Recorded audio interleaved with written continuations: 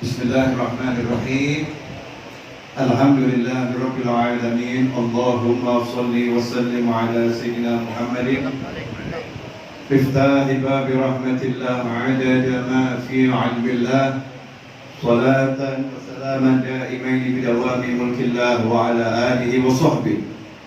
Allahumma shalli ala sayyidina Muhammadin صلاة تفتح بها لنا فتوح العارفين وتفقهنا بها في الدين وعلى آله وصحبه. السلام عليكم ورحمة الله وبركاته.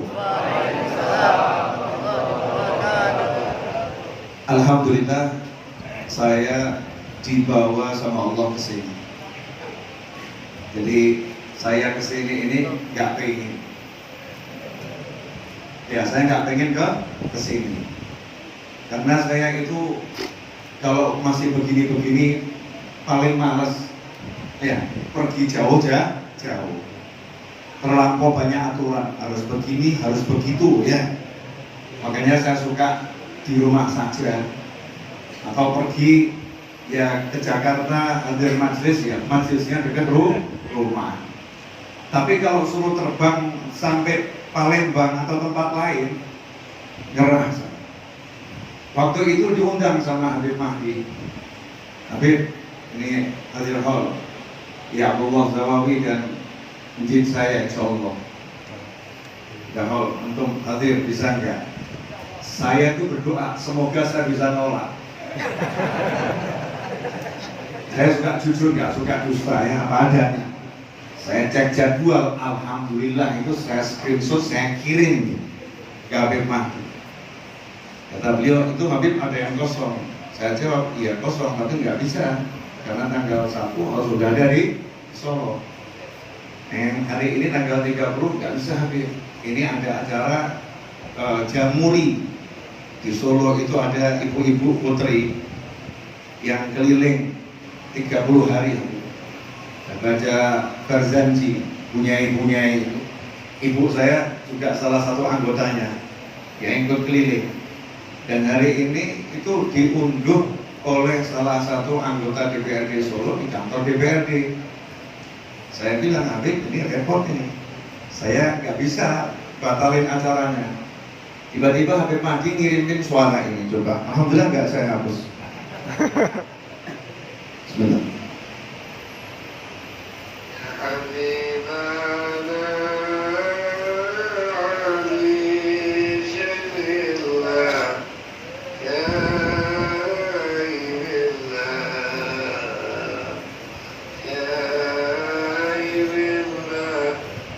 Dia selesai.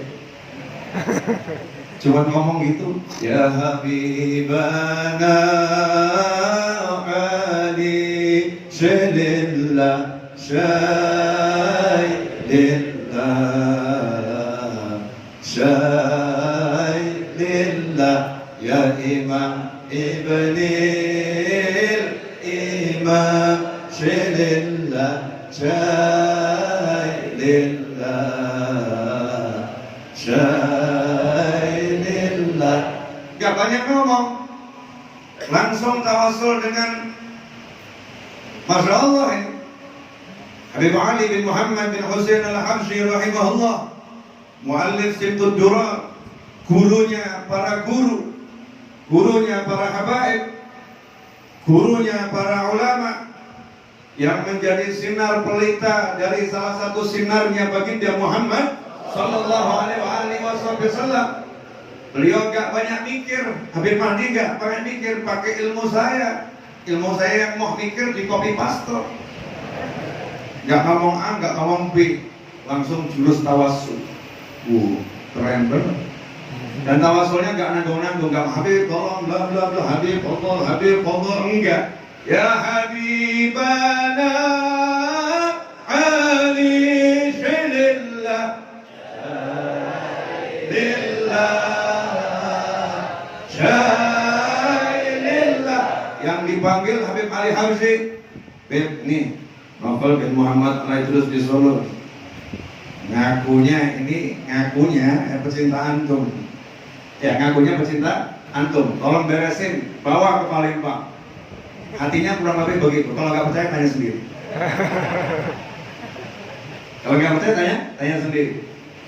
Saya bilang, Habib, ya masalahnya ini, Habib, ini sudah terjadwal di kantor DPRD. Tapi wallahu a'lam. Ya, wallahu a'lam. Saya nggak pernah mengatakan tidak bisa.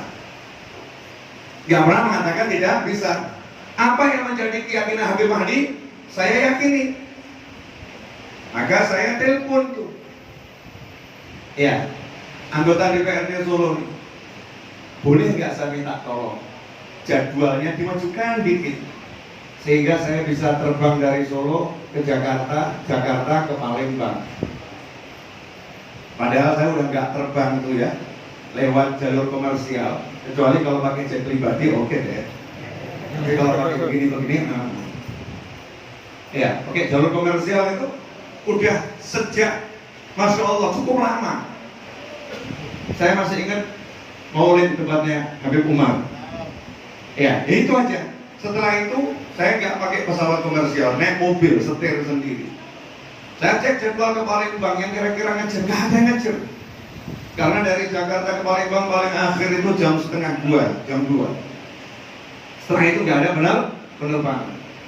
Anehnya, ini salah satu murid saya dan teman saya anggota DPRD Solo yang biasanya jangan B, gimana nanti, tolong jangan, ini kan setahun sekali.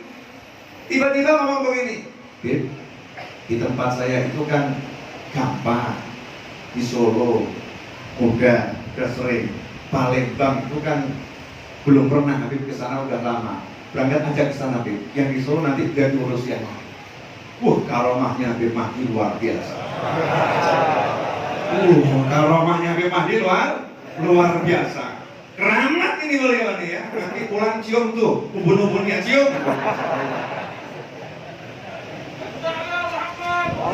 La ya'taqid karamatal wali illa al-wali. Tidaklah seseorang bisa mempercayai keramatnya wali kecuali dia wali. Katanya Imam Junaid, kalau saya nggak salah ya, saya takut salah. Saya ini nggak biasa ngapal-ngapalin. Kalau Ustadz ini, Masya Allah, dia hafal kitab ini. Saya nggak hafal. Saya apalnya cuma itu, apa namanya, Doraemon itu. Doraemon, lainnya nggak hafal saya. Susah ngapal-ngapalin. Ya. At-tasdiq bi ilmina hada wilayah.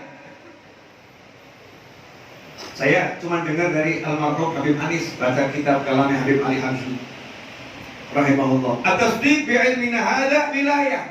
Katanya para wali, orang yang percaya ilmunya kami, ilmunya para wali, itu sudah wali. Makanya ketika Habib Mahdi tadi yakin tawassul dengan Habib Ali Habsyi, beliau wali Allah, yakin dengan mengucapkan ya Habibana Ali Syailillah, Habib Ali please help me. Itu kalau bahasa Inggrisnya gitu. Budak tadi itu ya. This is budak tadi itu kan. Inggris, Jawa, Palembang campur jadi satu. Ya Habibana Ali Syailillah, wahai Habib Ali, tolong saya punya hajat, saya punya urusan ini. Masya Allah, sesuatu yang gak masuk akal, yang gak mungkin, beres. Selesai. Lah para habaib, para kiai, para ulama udah ngasih jalan selamat yang mudah. Kita ini diajarin jalan selamat super mudah, enggak repot-repot. Masalahnya kebanyakan mikir. Tawasul Habib, tapi mustahil. Tawasul yai, tapi gak masuk akal. Imannya orang sekarang bukan Al-Quran dan Sunnah, imannya adalah akalnya. Meri. Yang menjadi pegangannya bukan Allah Ta'ala, yang menjadi pegangan adalah strateginya, kemampuannya. Kalau bangsa kita ini pakai strategi, gak merdeka sampai hari ini. Kenapa?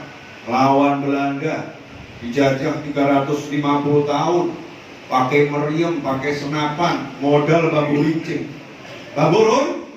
runcing. Tapi karena dahulu bangsa kita ini Masya Allah, para ulamanya, masyarakatnya bebarengan yakin dengan pertolongan Allah Subhanahu wa Ta'ala. Subhanallah, para habaib mengatakan udah merdeka sekarang, proklamirkan sekarang, gak pakai mikir, gak pakai repot, pilih hari Jumat, subhanallah, merdeka, selesai. Heran itu dunia, kok bisa ya Indonesia merdeka? Modalnya bambu runcing. Kenapa? Pakai iman. Akal dipakai tapi gak ditaruh di depan. Akal itu di belakang. Iman itu harus jadi pemimpin. Jangan ngakalin iman dengan akal, tapi jadikanlah akalmu beriman. Nah sekarang saya mau ambil contoh barokahnya majelis yang seperti ini. Insya Allah saya sebetulnya sudah kenyang wareg dengar nasihat demi nasihat, kenyangnya luar biasa. Hajat saya tadi ceramah cuma menyampaikan keramatnya Habib Mahdi, selesai. Udah gak pengen ceramah lagi ya. Masya Allah nih beliau. Ya, tawasul saya saja beres, apalagi yang lain. Saya dibegitukan selesai sama Habib Mahdi dengan satu kalimat, apalagi yang lain. Jangan coba-coba. Beliau panggil ya Habibana Ali, ya Syekh Abdul Qadir Al-Jilani, semakin banyak semakin ngeri. Semakin banyak semakin ngeri. Makanya tadi ya disebutkan bahwasannya ayah beliau kalau pengen tawasulnya itu cepat, panggilnya pakai Syekh Zawawi. Bukan guru, bukan kiai, bukan ustaz, pakai Syekh Zawawi. Nanti tawasulnya cepat sampai. Yang ngomong ya, yang akan berikan pertolongan. Nah, cara-cara seperti ini sekarang banyak ditinggalkan orang. Orang sekarang ini pakainya akal, logika. Coba dulu kalau datang ke tempatnya ustaz, tempatnya guru, tempatnya habib, pertanyaannya, udah ziarah ke sana belum? Kamu udah ziarah ke tempatnya Syekh Fulan belum?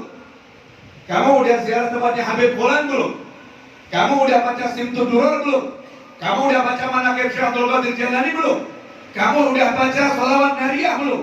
Kamu udah baca Shalawat Munjiah belum? Semua petunjuknya adalah petunjuk tawassul bil amal sholihah. Tawassul dengan amal soleh. Gak akan dari nakal. Amal soleh, dan amal solehnya sifatnya mahabbah kepada orang-orang yang punya pangkat di sisi Allah Subhanahu wa Ta'ala. Insya Allah saya akan jelaskan dalam kurang lebih waktu 5 jam, cukup ya? 5 jam ya. Saya mulai, kemudian Anda yang mengakhiri. 5 jam saya pulang gitu ya, untuk melanjutkan. Ya nih beliau-beliau ini Masya Allah ini orang sibuk semua. Di depan kanan kiri saya ini orang-orang sibuk semua. Tapi mau duduk luar biasa. Makanya saya katakan, saya nggak pengen ke sini. Tapi itu lebih bagus. Kenapa? Karena yang pengen bukan saya. Kalau saya yang pengen itu biasa. Tapi saya murad, diinginkan. Saya bukan pengen hadir, tapi dihadirkan. Siapa yang menghadirkan saya? Allah Jalla Jalaluh. Allah yang menghadirkan. Ya, lewat kekuatannya Allah Subhanahu wa Ta'ala. Kenapa Allah menghadirkan saya di sini? Karena di tempat ini berkumpul orang-orang yang dimuliakan Allah Subhanahu wa Ta'ala. Antum semua ini orang mulia. Ya, tapi ya jangan sombong. Mulia ini semua punya keramat ini, tapi jangan pamer sekarang ya. Karena Muslim itu nggak boleh pamer karomah. Contoh Nabi Muhammad SAW. Nabi itu nggak suka pamer mukjizat, padahal mukjizatnya terbanyak Nabi Muhammad SAW. Orang cuman kenalnya mukjizat Nabi Al-Quran, mukjizat Nabi Al-Quran. Seakan Nabi SAW nggak punya mukjizat yang lain. Mukjizat Rasulullah itu ribuan, yang ditertulisnya ribuan mukjizat. Seperti disebutkan Syekh Nabhani, banyak sekali mukjizat Nabi Muhammad SAW. Tapi Rasul nggak pernah menunjukkan mukjizatnya kecuali kalau kepepet, kalau terdesak. Ya seperti ketika nggak ada air, Nabi SAW nggak kemudian tenang sahabatku, tenang. Aku Rasulullah, aku adalah pimpinan Anbiya wal Mursalin. Aku makhluk Allah yang paling mulia. Kalian semua tenang, jangan khawatir. Surga kalau nggak aku buka, nggak kebuka. Jangan khawatir. Nih, siapkan ember. Terus Rasul angkat tangan, air mengucur begitu. Enggak. Padahal beliau mampu. Tapi beliau SAW perintahkan sahabat pergi cari air. Pergi cari air. Udah kehausan, udah susah, sahabat disuruh kerjalah, cari air. Aku hamba Allah. Hamba Allah itu takdirnya apapun ridho. Makanya kalau lihat Habib, lihat Kiai, lihat Ustaz, kok hidupnya kelihatan susah. Itu bukan gak mampu membuat hidupnya gak susah, tapi meneladani Nabi Muhammad SAW. Ridho biqada'illah. Nyantai saja. Lapar, oh Rasul pernah lapar. Terluka, Rasulullah SAW pernah terluka. Qadha-nya Allah diterima dengan ridho. Dia nyantai. Hatinya gak pernah susah. Hatinya selalu bahagia. Zahirnya kelihatan sama orang. Kan pernah nih, oh Habib kok bisa kemalingan ya? Habib kok bisa kecurian? Guru kok bisa kecurian? Itu Habib itu kalau ada pencuri mau masuk, udah tahu dibiarin aja, biar masuk, biar dia enggak. Kenapa? Karena nggak ada dunia itu dalam hatinya. Lebih baik dia dapat hartaku yang halal daripada dapat dari orang lain yang haram. Dibiarin, halal buat kamu. Begitu yang saya baca dalam karomahnya para aulia, rahmah, hatinya rahmat. Seperti sahabat Nabi SAW melihat pencuri masuk ke dalam salah satu kamar di kapal. Maka sahabat Nabi SAW mengatakan pada sahabat yang lain, tutup air, biar gak halal buat dia. Halal buat dia. Sehingga Abdullah bin Mas'ud radhiyallahu ta'ala anhu di pasar ada orang yang mencuri barang beliau, semua mengejar pencurinya, lari mengejar pencurinya. Beliau keluar angkat tangan, Allahumma. Wah, yang lain sudah lihat, Abdullah bin Mas'ud angkat tangan ini, gawat ini, hancur tuh pencurinya. Iya, kalau bahasa kita mampus tuh pencurinya. Tapi ternyata angkat tangan, Allahumma, ya Allah. Kalau dia itu mencuri karena memang dia itu butuh dan gak punya sesuatu, ya Allah, gak punya sesuatu, dia butuh untuk dirinya, untuk keluarganya, jadikan barang yang dia curi halal, ya Allah, berkah, ya Allah. Masya Allah itu. Sekarang ada maling dipukul mati satu kampung. Ngakunya umat Nabi SAW, tapi hobinya mukulin orang. Masya Allah. Ngakunya umat Rasulullah SAW, ada maling di masjid, malingnya mati di dalam masjid. Masya Allah. Sejak kapan syariat Nabi mengajarkan untuk membunuh pencuri? Gak ada. Gak ada syariat seperti itu. Hawa nafsu, ego yang menguasai diri.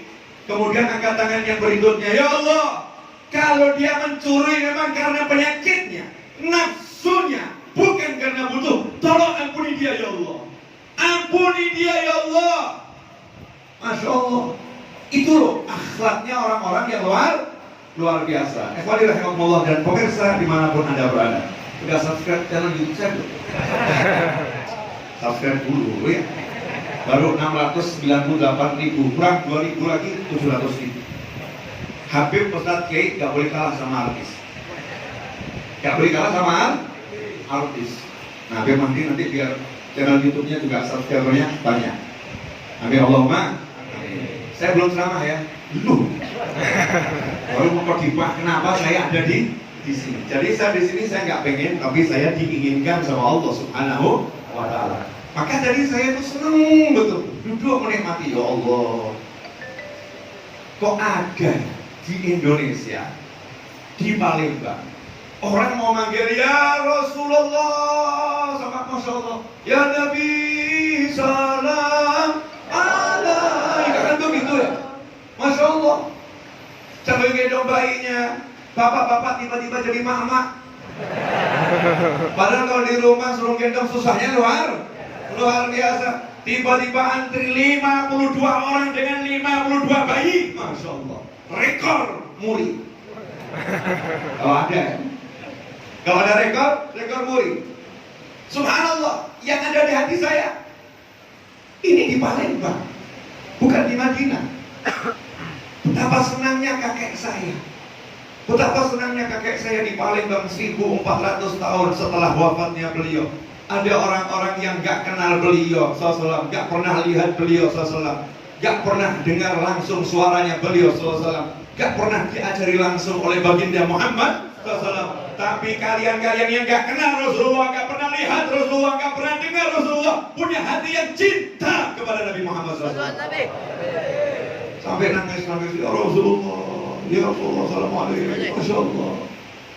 Kenapa antum semua ini kok yang modelnya begini dan saya modelnya begini bisa punya hati cinta dengan Nabi Muhammad SAW? Jangan pede dulu.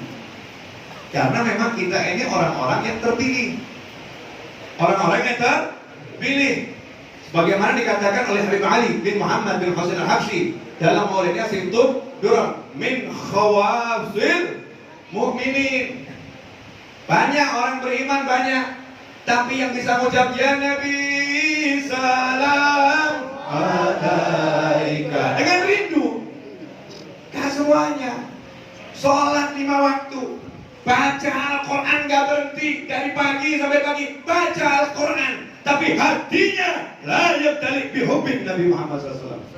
Hatinya gak bisa cinta Rasulullah SAW. Gak bisa.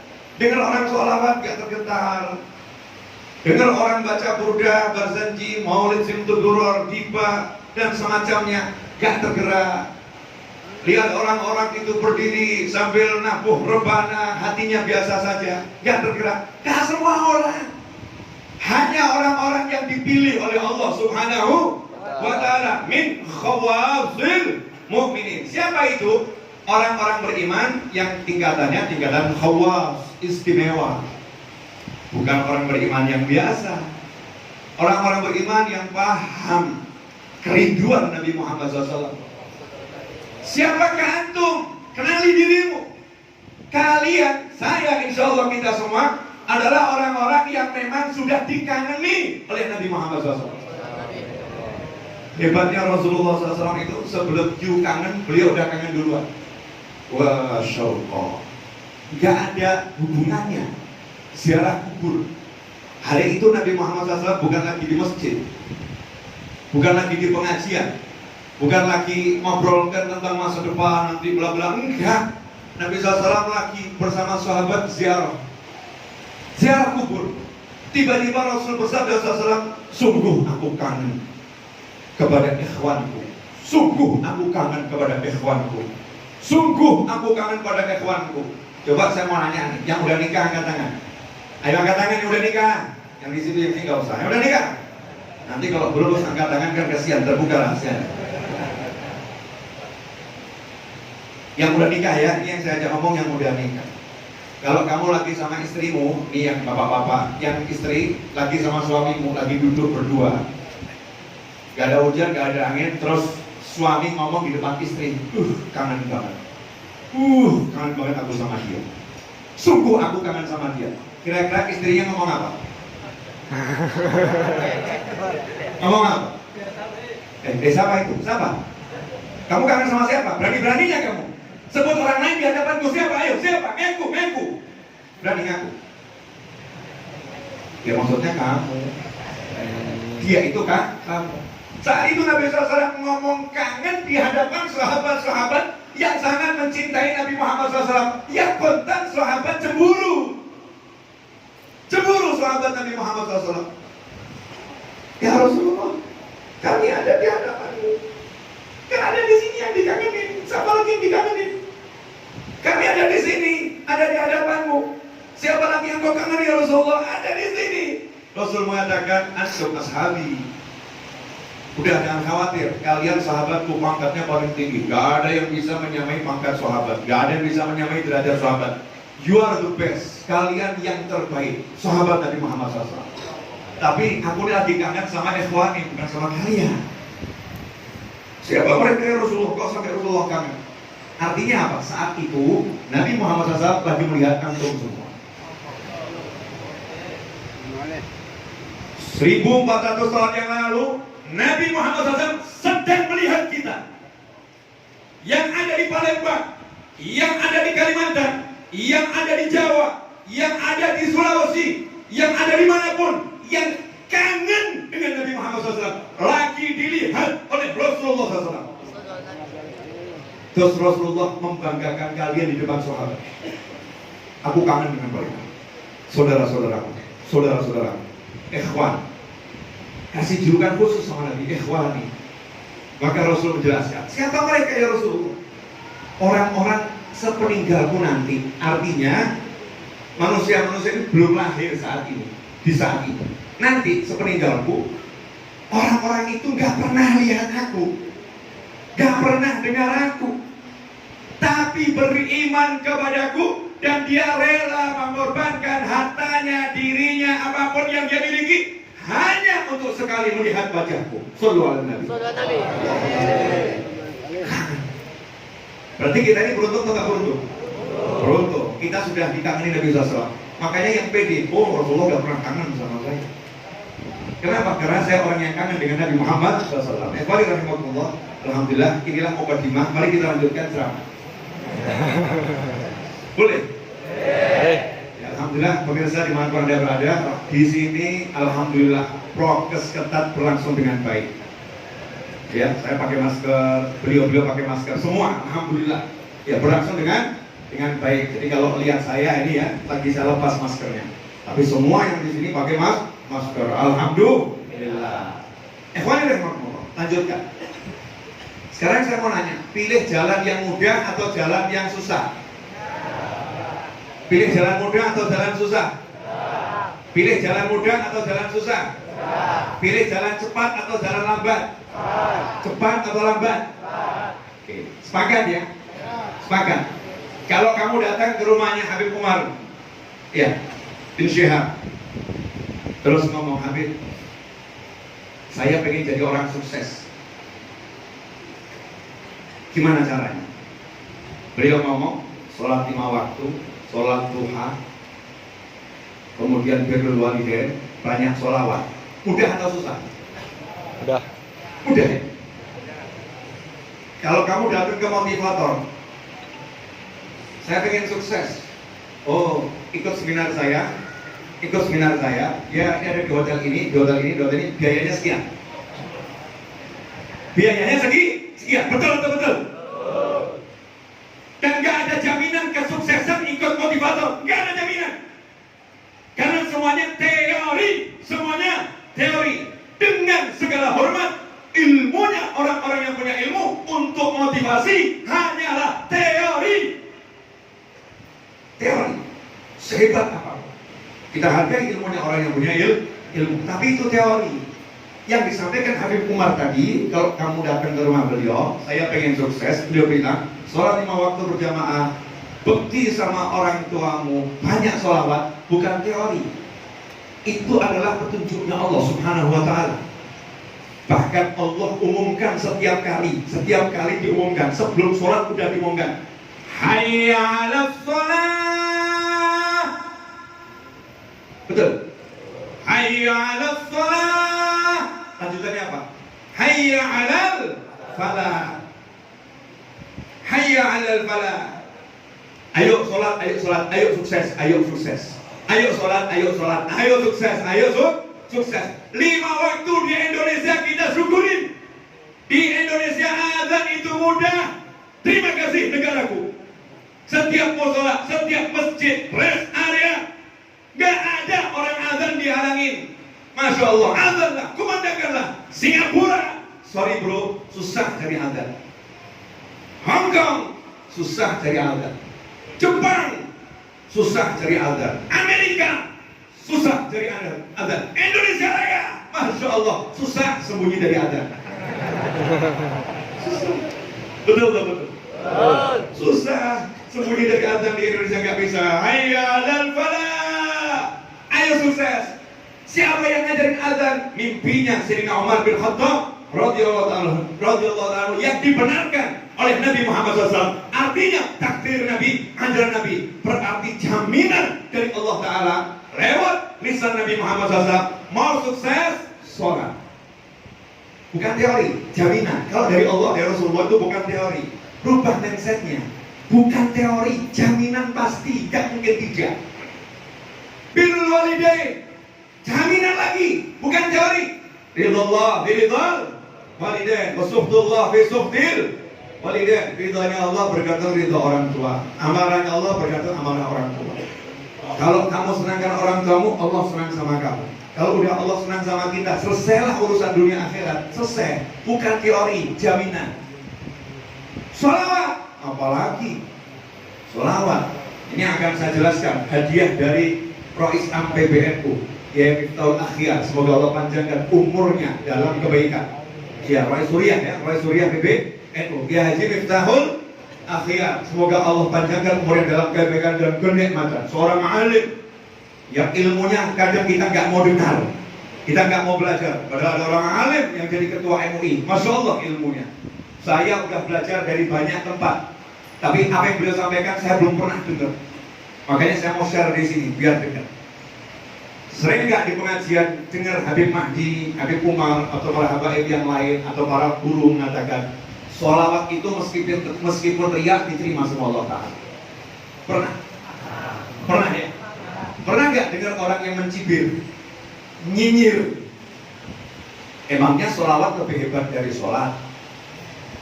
Sholawat kalau riak nggak diterima. Kok sholawat riak diterima? Emangnya sholawat lebih hebat daripada sholat? Masya Allah.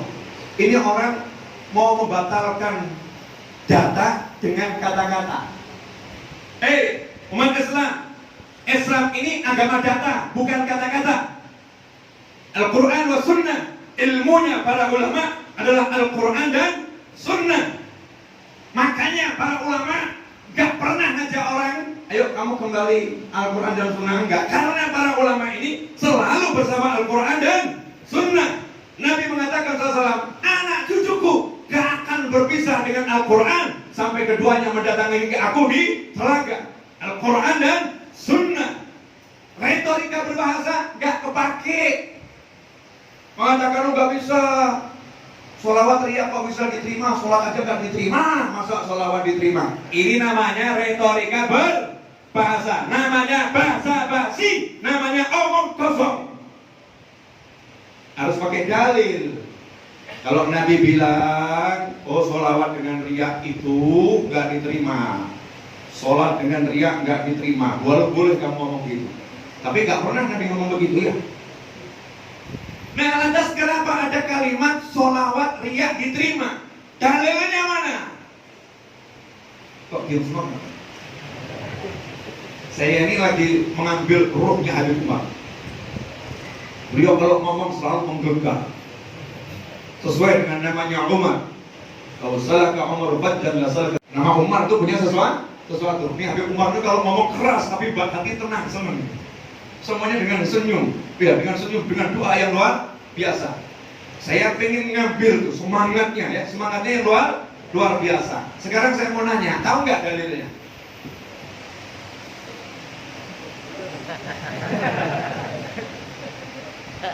Memang kita ikut apa kata Habib, kata ulama, betul kita ikut sami'na wa ata'na, tapi kita disuruh belajar.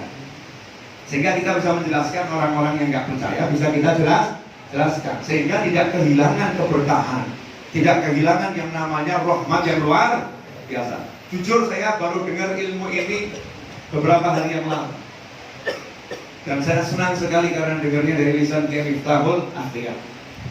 Abu Lahab ini kafir dan sudah jelas tempatnya di neraka. Itu vonisnya orang masih hidup, sudah divonis di neraka bersama istrinya Abu Lahab. Ada di Al-Quran. Luar biasa kan?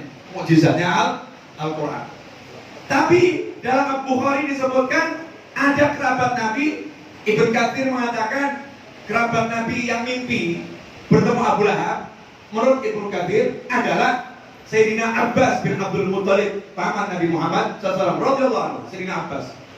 Ketika mimpi bertemu saudaranya ini Sayyidina Abbas, Abu Lahab, ketemu Abu Lahab dalam keadaan yang sangat mengerikan.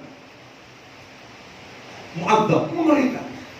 Nanya, apa yang kamu dapatkan di sana? Maka dijawab, sepeninggal kalian, setelah aku meninggalkan kalian semua, aku tidak mendapatkan satupun keringanan dan kenyamanan. Semuanya gak enak, kecuali satu hal. Kecuali satu hal. Setiap hari Senin dari setelah ibu jari dan jari telunjukku ini, aku diberi minum oleh Allah Ta'ala. Setiap hari Senin kasih minum. Kemudian ada kelanjutannya di Sahih Bukhari tadi. Kenapa kok dapat itu hari Senin? Karena di hari Senin Abu Lahab memerdekakan budaknya yang namanya Thuwaibah karena senang mendengar lahirnya keponakannya yaitu baginda Muhammad Sallallahu Alaihi Wasallam. Sahih Bukhari maknanya kurang lebih seperti itu. Bib, ini kok bisa jadi dalil? Oh itu kan mimpi. Mimpi kok dijadikan dalil? Lagi-lagi retorika berbahasa. Retorika berbahasa gak kepake. Ulama gak butuh bahasamu, butuh data. Siapa yang bilang mimpi gak bisa jadi dalil? Bahkan Allah jadikan mimpi itu mukjizat Nabi Yusuf alaihissalam. Mukjizat Nabi Yusuf takwil mimpi. Nabi Ibrahim itu perintah untuk menyembelih Ismail alaihissalam lewat mimpi. Para anbiya wal mursalin sebelum dapat wahyu lewat malaikat Jibril langsung alaihissalam itu lewat mimpi. Mimpi menurut Nabi adalah 1/46 bagian daripada kenabian. Rasul menyatakan ru'yatul mukmin, mimpinya seorang mukmin adalah bisyarah, kabar gembira dari Allah Subhanahu wa taala, mubasysyirat. Gak ada lagi wahyu kecuali nanti mimpi-mimpi yang Allah berikan kepada orang-orang yang beriman. Mimpi adalah sesuatu. Jadi kalau ada Habib kisah mimpi, guru kisah mimpi, jangan dibilang itu dongeng, itu cerita omong kosong. Mimpi punya sesuatu menurut Allah dan Rasulnya baginda Muhammad SAW.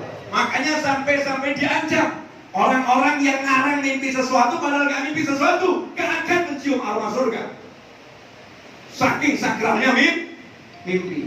Itu yang pertama. Jadi kalau disebutkan di Bukhari ada mimpi, itu sesuatu yang luar biasa.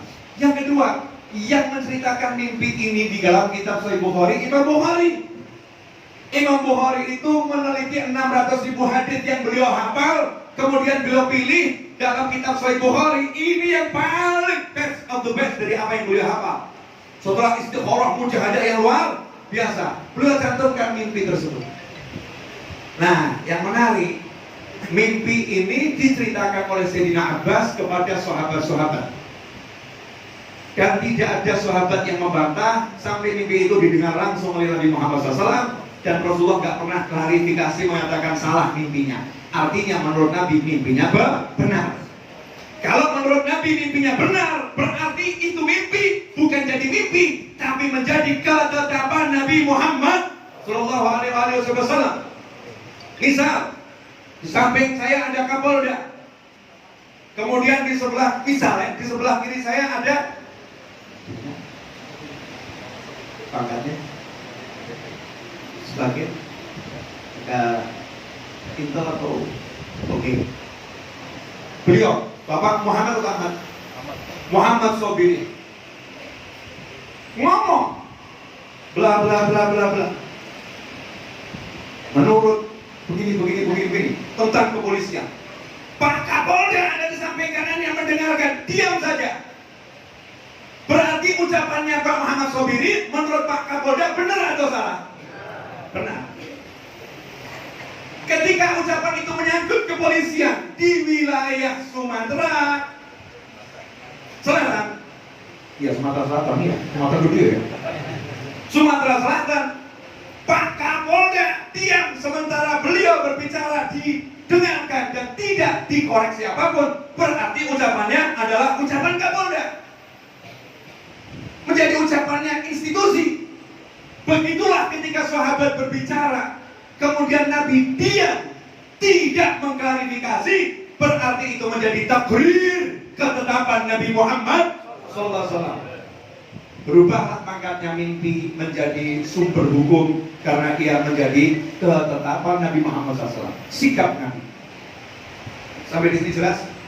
Sabar dikit. Beb, belum ketemu dalilnya. Ini baru dalilnya mimpi tadi ya. Nah sekarang kita bahas. Kenapa tadi setiap hari Senin dapat minuman? Karena senang bebasin budak, karena senang dengan kelahiran Nabi Muhammad SAW. Betul? Apakah senangnya Abu Lahab dengan kelahiran Rasul sama dengan senangmu dengan kelahiran Rasul? Hasya wa kalla. Enggak. Kalian senang dengan kelahiran Rasul karena lahirnya Rasulullah SAW. Abu Lahab yang ngerti ini keponakannya Rasul. Enggak. Belum ada proklamasi penetapan ini Rasulullah. Nanti umur 40 tahun baru ditetapkan. Ini baru lahir. Abu Lahab itu senang bukan karena lahirnya baginda Muhammad SAW sebagai Rasul. Beda dengan kalian semua. Kita senang karena lahirnya Rasulullah. Tapi Abu Lahab senang karena lahir keponakannya tidak perempuan, lahir keponakannya laki-laki. Karena kalau saat itu lahir perempuan, nama besar Abu Lahab jatuh. Abu Lahab ketar-ketir hatinya, khawatir hatinya. Kalau sampai lahir perempuan, hancur wibawaku di hadapan orang-orang Arab, terhadap suku-suku yang ada, terhadap orang-orang Quraisy, hancur wibawaku. Maka begitu dikasih tahu oleh Thuwaibah lahir laki-laki, Abu Lahab senangnya luar biasa.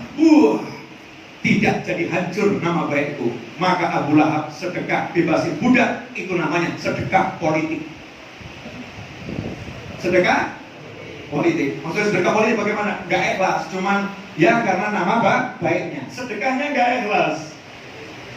Bebasnya tuh gak ikhlas, cuman biar orang tahu aku senang laki-laki loh, laki-laki. Dipestakan tuh laki-laki. Untuk apa? Menunjukkan kebesaran dirinya. Bukan ikhlas karena baginda Muhammad SAW. Nah ini Abu Lahab yang kafir. Dinas Al-Quran dengan tabat yada. Lahirnya Nabi senang yang gak ikhlas. Sama Allah, setiap hari Senin diberi keringanan minuman yang luar biasa. Lantas bagaimana pendapatmu tentang dirimu yang senang dengan Nabi Muhammad SAW? Dirimu yang muslim, terus kamu senang sama Rasul, kamu sholawat, ada riaknya sholawat, apakah akan ditolak sama Allah? Tidak akan ditolak, tetap diterima oleh Allah Subhanahu wa ta'ala. Ini namanya bicara dalil dengan dalil. Makanya sekarang kalau ada orang sholawat, jangan dicibir, ini enggak. Shallu ala Nabi. Allahumma shalli alaihi. Sekarang terakhir tuh jamnya udah jam mati jam. Subhanallah, jamnya mati hampir.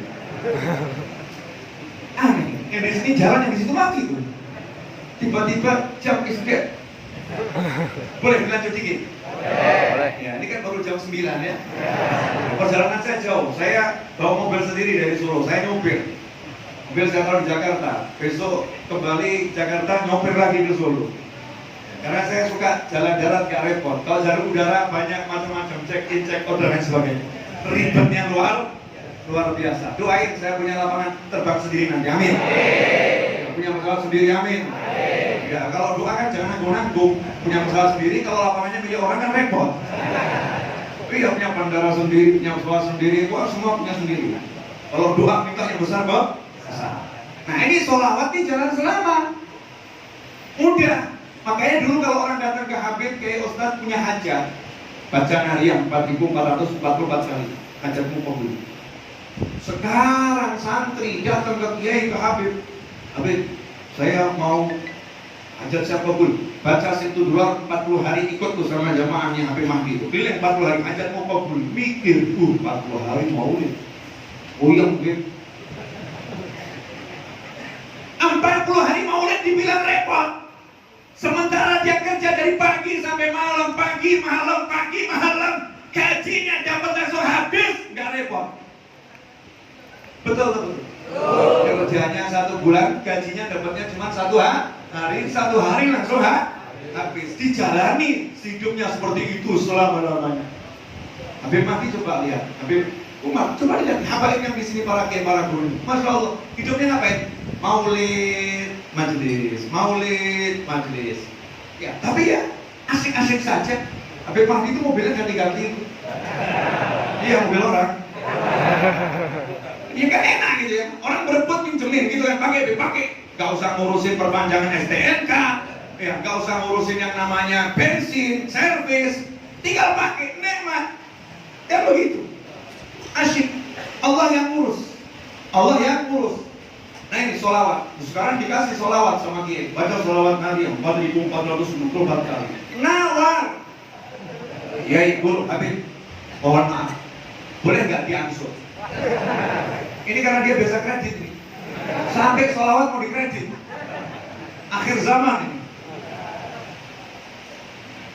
Habibnya karena mengikuti zaman kredit, daripada nggak baca ya udah boleh diangsur. Berapa hari Bib? Saya udah semampumu berapa? Ya saya mampunya satu hari cuma satu kali. Ya udah 4.424 hari. Kabul Bib, kabul. Balik lagi protes. Habib Kiai, kok ajar saya belum kabul. Oh kabul. Buktinya apa? Iya, cuma kabulnya diangsur. Kamu bagiin mobil dapat pentilnya dulu. Ya, diangsur kabulnya. Nah, karena kamu juga mujahadahnya diangsur. Padahal kalau mau duduk dan benar, baca salawatnya benar, maka 4.444 kali belum selesai urusannya. Yakin? Gak repot. Munjiah 1000 kali. Nanya lagi, Habib, Yai Ustadz Guru, ada gak yang lebih ringan? Oh ada, jumlahnya ada. Apa Habib? Munjiah berapa kali? 1000. Wah ini cocok Habib. Dari 4.444 diskon jadi 1000. Banyak gak diskon itu? Banyak. Sholawatnya apa? Munjiah. Gimana punya? Allahumma sholli ala sayyidina Muhammadin wa ala alihi sholatan tudina biar menjadikan sholawat tertabib. Gak akhir. Wah panjang Habib. Ada lagi gak yang lebih pendek? Protes terus, minta diskon terus. Ini umat zaman sekarang ini dikasih yang muda masih, Masya Allah, kita diskon terus. Padahal itu sholawat munjiah 1000 kali. Kalau dibaca satu hari selesai. Satu hari dibagi 5 itu cuma 200. 200 dibagi 2 100. 100 sebelum sholat, 100 selesai sholat, satu hari selesai. Hajatnya pasti kabul. Gak mungkin kan? Tidak mungkin tidak. Pasti. Ini lo pasti. Asal adabnya betul. Karena kekuatan sholawat luar biasa. Nah akhir zaman ini kalau pengen selamat jalannya mudah, tadi udah saya buktikan sendiri ya. Tawassul dengan para wali. Habib Mahdi nggak repot-repot, cuma satu syair selesai. Saya sampai sini. Sampai sini. Cuma dengan satu syair. Saya punya hutang banyak waktu itu. Cuma dengan satu kalimat selesai. Cuma satu kalimatnya itu di Medina. Ya Rasulullah datang ke sini, ini di Solo banyak hutang ya Rasul. Tolong bereskan ya Rasul. Selesai. Pulang Solo selesai hutangnya. Loh iya, kalau baru ziarah wali-wali lokal Palembang aja beres kok. Apalagi ziarah pemimpinnya para wali. Ya selesai luar biasa. Makanya para ulama itu senang ngajarin, datang hall sana. Super terakhir. Saya kalau buat peraturan pengajian tuh orang undang saya, Habib Mahdi, karena saya ini taat, betul-betul taat sama aturan negara. Jadi saya kalau undang pengajian itu saya kasih syarat. Pengajian harus selesai di bawah jam 9. Jam 9 ke atas saya nggak mau. Tapi ini kan luar pulau, beda masalah. Ya kan ada durasi waktu yang berbeda. Mungkin kalau di Solo ya belum jam 9. Belum. Walaupun sama-sama WIB gitu kan ya. Sama-sama WIB. Akhirat. Kita jujur ya, boleh jujur. Berani pamer sholat nggak? Maksudnya sholat kita ini kira-kira layak dipamerkan nggak? Khusukkah sholat kita? Banyak ingat Allah atau lupanya? Jadi kalau dilihat rapor sholat kita ini nilainya bagus atau agak minus ya? Minus agak atau banyak? Banyak. Oh ada orang sholat sambil ngantongi rokok. Sholat ngantongi rokok, Allahu Akbar. Ngantongi rokok di bawah sholat. Padahal rokok ini fatwa ulama cuma 2. Kalau nggak haram makruh. Betul ya? Kalau nggak haram makruh. Barang haram, barang makruh dibawa masuk masjid. Masya Allah. Menurut sebagian ulama haram berarti bawa barang haram masuk masjid. Menurut sebagian ulama lain makruh berarti bawa barang yang dibenci masuk ke dalam masjid. Ngeri atau nggak ngeri? Ngeri. Masya Allah. Majelis kita, Masya Allah. Kita yang hadir majelis ini mohon maaf dengan segala hormat. Masih banyak kemungkaran dalam majelis. Kalau ada amar ma'ruf nahi mungkar, saya pilih bagian nahi mungkar di majelis. Berapa banyak nih handphonenya kalau dibuka aplikasi haram di dalamnya? Cek handphonemu, ada aplikasi haram enggak? Kalau ada aplikasi haram, langsung nanti uninstall, buang. Saya itu pernah dulu lihat dengan mata kepala saya sendiri. Sholat Jumat di depan saya, searching YouTube saat sholat Jumat, ngebales WhatsApp saat sholat Jumat, keren loh. Tanya sama Habib Mahdi hukumnya bagaimana? Ini mungkarot, film majalis, film masjid yang orang nggak sadar, orang nggak sadar. Maka kita cek, ternyata di majelis kita banyak kekurangan juga. Apalagi yang mau kita pamerkan, habis nih, sisa satu. Yang kalau ini walaupun tubuh kita banyak cacatnya masih diterima. Mau tahu nggak? Mau tahu nggak? Wani biro. Alhamdulillah semua jalan sukses itu gratis, sholawat gratis, baca Al-Quran gratis, semuanya gratis, gak ada yang berbayar. Jalan namanya mahabbah, cinta. Cinta. Orang cinta itu walaupun fisiknya masih banyak salahnya, diterima sama Allah Ta'ala. Cintanya gak pernah ditolak. Sehingga pernah ada satu sahabat Nabi Muhammad SAW yang dihukum karena mabuk. Bukan mabuk-mabuan ya. Setelah sekian lama kambuh, mabuk, dihukum oleh Nabi SAW, dihukum cambuk. Ada sahabat yang teriak, semoga Allah melaknati. Maka Nabi Muhammad SAW langsung membela orang yang dilaknatkan. Nabi membela dengan suara yang keras, la tal'anu, jangan kalian melaknat dia, karena aku melihat hatinya mencintai Allah dan Rasulnya. Cintanya sama Rasul nggak ditolak. Fisiknya punya salah nggak masalah, tapi hatinya punya cinta. Dibela sama Nabi Muhammad SAW. Gak boleh bilang. Nah, ini cinta ini mahal. Anta ma'aman ahbabta. Kamu bersama yang kamu cintai. Nah, kalau kita udah punya cinta kepada ulama, selesai. Seperti tadi kata MC. Nanti kalau ditanya malaikat, tunjukkan saja fotonya. Selesai. Iya. Saya sama Habib Umar, sama ini. Malaikat gitu ya. Jangan nanti ke kubur bawa handphone. Fotonya. Ya difoto dalam hati. Kadang-kadang kita ini foto cuma di foto-foto, tapi di hati gak di foto. Ya foto dalam hati. Kalau fotonya di hati dibawa kemana-mana. Jadi saya ada Habib Umar. Ada Habib Novel. Ada Syekh Fulan. Ada Ustaz Fulan. Ada Habib Fulan. Malaikat lihat, keder malaikatnya. Yang satu ini jangan disentuh, karena di belakangnya banyak yang membela, yaitu para ulama usholihin. Nah, ini cinta. Makanya ajarkan, coba lihat yang diperintahkan Nabi Muhammad SAW. Ini mudah-mudahan jadi penutup yang bagus. Ajarkan kepada anak-anak kalian 3 hal, bukan yang lain. Sekarang orang-orang ini kebalik, anaknya diajarin ngaji terus ngaji, baca Quran, buka komputer ngaji, hafid, masya Allah, bagus. Ngajarin anak baca Al-Quran. Tapi Rasul nggak begitu Rasulullah. Rasul mengatakan pertama kali, ajarkan anak-anak kalian cinta aku. Cinta Rasulullah. Mengajarkan anak cinta Rasul itu lebih besar daripada mengajarkan anak baca Al-Quran. Kenapa? Karena anak kalau baca Al-Quran tapi nggak kenal Nabi SAW, jadinya nanti penafsiran Al-Quran yang nggak seperti yang dimau Allah dan Rasulnya. Ngeri. Ya, jadinya pemahaman-pemahaman yang kacau, yang mengerikan. Maka nomor 1 Rasul ajarkan cinta aku.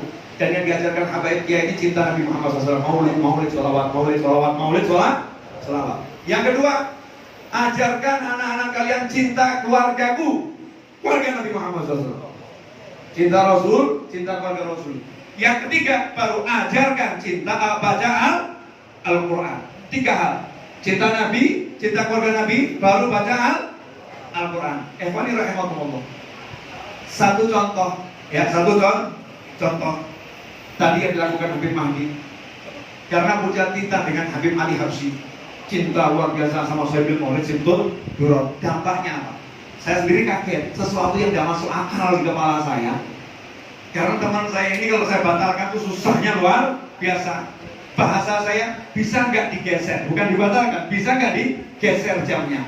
Tapi Allah kasih yang lain, dia sendiri yang membatalkan. Gak usah Habib, nanti saya cari yang lain aja. Habib senangkan yang di Palembang. Gak masuk akal, karena punya cinta. Nah, mau nggak jalan-jalan yang begini? Makanya kalau mau sukses hidupnya pakai yang seperti ini. Jangan pakai mikir-mikir. Udah, kalau punya hajat ziarah kepada orang-orang soleh yang kamu kenal. Kalau kamu kenal Syekh Abdullah Zawawi, ziarah kepada beliau. Kamu kenal Syekh Abdul Qadir Al-Jilani, baca manaqib dengan tawasul. Kamu kenal Sayyidul Burdah di hatimu, baca burdahnya. Kamu cinta Habib Ali Habsyi, baca maulidnya. Seperti itu, nanti nyambung semua. Hakatan ikhwani, jazakumullah khairan. Terakhir pesan saya untuk semuanya, ya, satu hal yang simpel, jangan pernah lupakan orang tuamu. Jangan pernah lupakan orang tuamu. Gak akan berkah hidup kita kalau kita lupa sama orang tua. Habis sholat batalah Rabbil firli wa liwalidayya warhamhuma kama rabbayani shaghira. Kemudian yang kedua, saya ijazahkan sholawatnya Habib Ali Habsyi. Yang sholawat ini kata Habib Ali Habsyi dalam nasihatnya, kalau dibaca akan mendatangkan banyak rahmat, dan kita ini butuh rahmat yang sangat banyak. Yang kedua akan menyebabkan kita bisa bermimpi bertemu Nabi Muhammad SAW. Dengarkan dulu ya, ucapkan sholawatnya. Allahumma sholli wa sallim ala Sayyidina Muhammadin wa ala ali Sayyidina Muhammad iftahi babi rahmatillah adada ma fi ilmillah salatan wa salaman daimaini bidawami mulkillah. Udah ya? Coba ikuti saya. Allahumma sholli wa sallim ala Sayyidina Muhammadin wa ala ali Sayyidina Muhammad iftahi babi rahmatillah adada ma fi ilmillah salatan wa salaman daimaini bidawami mulkillah. Baca itu jumlahnya terserah yang bisa istiqomah. Ya, yang ketiga, ini malam 24 Rabiul Awal. Nah, 20 Rabiul Awal itu wafatnya Habib Alwi bin Ali Al-Habsyi di Palembang. Habib Alwi wafat di Palembang 20 Rabiul Awal. Kebetulan saya lagi di Palembang. Habib Alwi itu dulu meninggalkan Solo ke Palembang, padahal tahu beliau akan meninggal dunia. Habib Alwi berangkat dari Solo itu di kopernya, di tasnya udah bawa kain kafan, dan sudah wasiat. Nanti kalau saya meninggal makamkan di sini di Solo, di tempat saya nanam pohon kurma ini. Ini jadikan makam saya di samping masjid Riyadh. Makanya ketika beliau berangkat itu udah wasiat sama Habib Anis, jaga masjid begini ada wasiatnya. Disampaikan kepada Habib Anis almarhum. Berangkat ke Palembang karena cintanya kepada keluarganya yang ada di Palembang sampai di sini. Makanya saya sama Palembang ini punya hubungan yang nggak bisa diungkapkan dengan kata-kata. Dan kalau tadi ya Hebat Syarilah kok kuat betul gitu ya. Karena salah satu putra kesayangan Habib Ali Al-Habsyi yaitu Habib Alwi wafatnya di Palembang, dimakamkannya di kota Solo. Maka saya minta satu Fatihah. Ya, mudah-mudahan kita digolongkan murid-murid beliau. Amin. Al-Fatihah ila Sayyidi wa Habibi Al-Habib Alwi bin Al-Habsyi wa liwalidayhi wa ikhwati wa ikhwani wa azwaji wa auladi wa walidina wa walidikum wa amwatina wa amwatikum wa jami'il muslimin sallallahu Syekh Abdullah Zawawi wa man kana bisabi hadiran ma'ana wa liman amara hadzal masjid wa